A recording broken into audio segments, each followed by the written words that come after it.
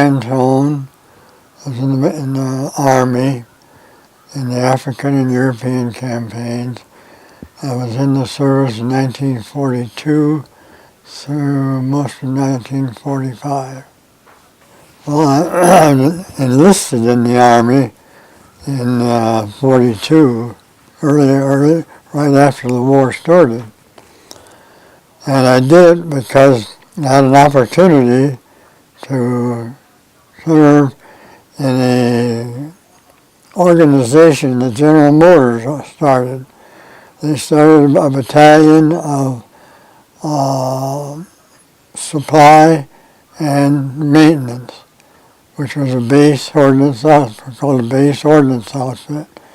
So we took care of equipment and supplies. And I thought, if I join that, I won't have to go to the infantry, which all enlisted or draftees, that's where they were going, where they were needed. I took a basic training in Charlotte, went overseas and hit a hurricane, naturally. Everybody got sick, but a few of us. And so because we weren't sick, they gathered us together and put us in the galley to clean it up, but I got sick. That was a mess. Anyway, went to Africa, landed in Oran, had 3 Christmas dinners, kind of a highlight of that trip. When we got there, we landed early in the morning, walked to our place where we were supposed to stay. Anyway, we spent almost 2 years in Africa. The Battle of the Bulge came along, and they needed a lot of men fast. So they went through all the base outfits and drafted into the infantry. Gave us 6 weeks training, which was minimal. And it was training with different equipment. I ended up being armor. I carried the ammunition for the BAR. BAR was a rifle the Germans were afraid of. They hated it. And then I ended up being a scout. That was one of the first, that's how I got hit. Because you were right out in front. I was assigned to the 2nd Infantry Division and went up to the front lines, of course. I joined them along the Rhine River, the southern part of the Rhine River. A few battles, nothing to mount anything. And then we came to Remagen. If you remember Remagen Bridgehead. That's where we started. We had the battle of Remagen Bridgehead. We crossed the Rhine. I did not cross the Rhine on the bridge. It was too shaky by the time we got there. So we crossed on boats, little boats. I went in the battle across the Rhine, the one where we were captured intact. It didn't blow. For some reason they had it all set to blow, but the bomb didn't. What they had put in place did not blow. So we were able to cross with all our equipment and everything. And then finally the Germans were bombing the bridge then, the aircraft. And I don't know how long it took, but they got it where it wasn't safe to cross anymore. Attacking some soldiers in the forest across the swamp field. And I don't remember much about it because I was hit right early in the battle. I was hit in the side.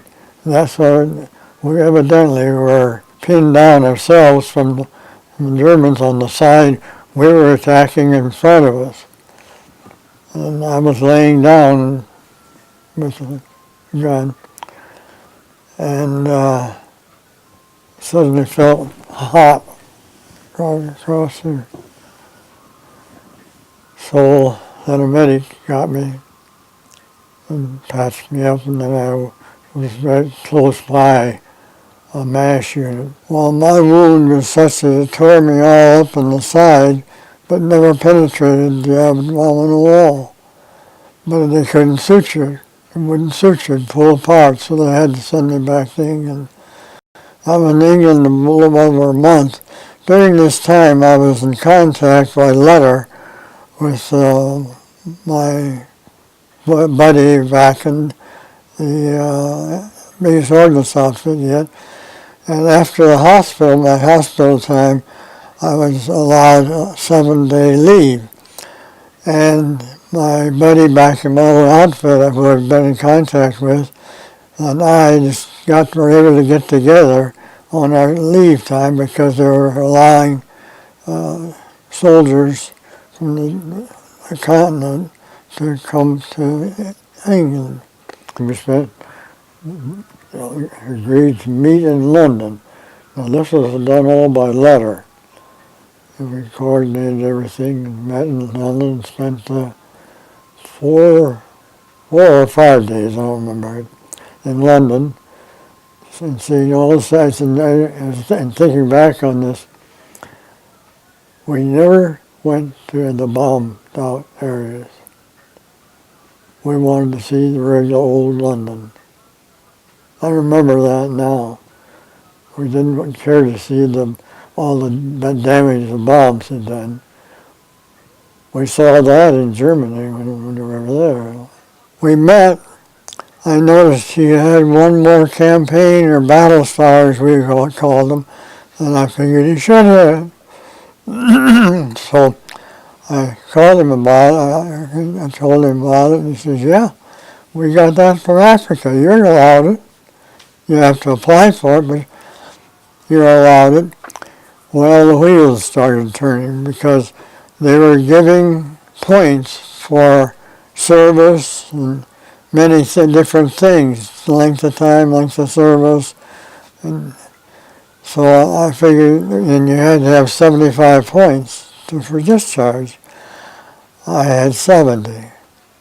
That gave me 5 more points. That campaign star, I was eligible for discharge. If I got discharged before I was reassigned, I could go home right away. So I reported back to my depot where I was to be assigned, and I found out you'd ship me back to France. So I went in there and applied for the 5 points I needed. I said, well, there's no sense in applying for it. You'll be gone from here or signed or something before you ever get started on it, which I was, and he didn't apply for it.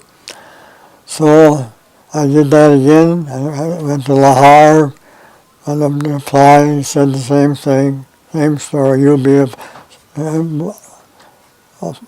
signed before you ever get the approval.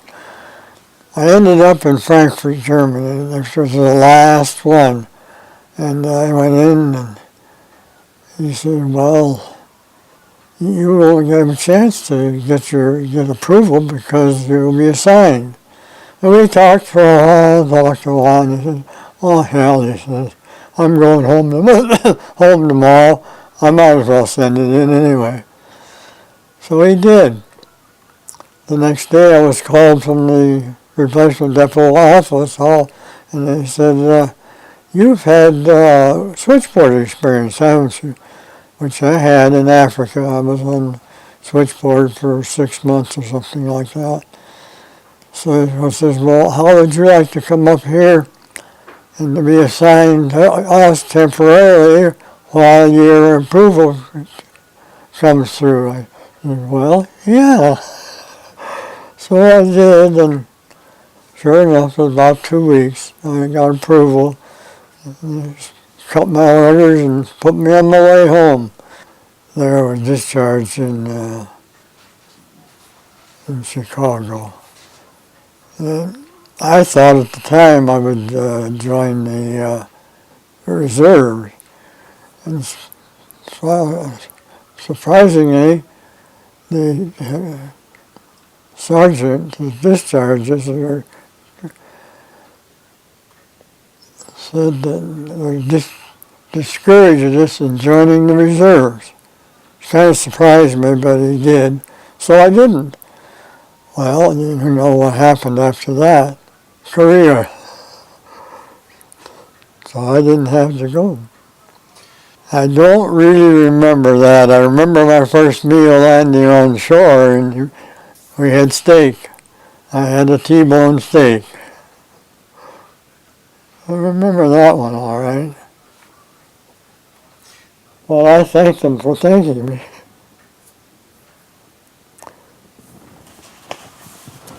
Oh, I'll show you something.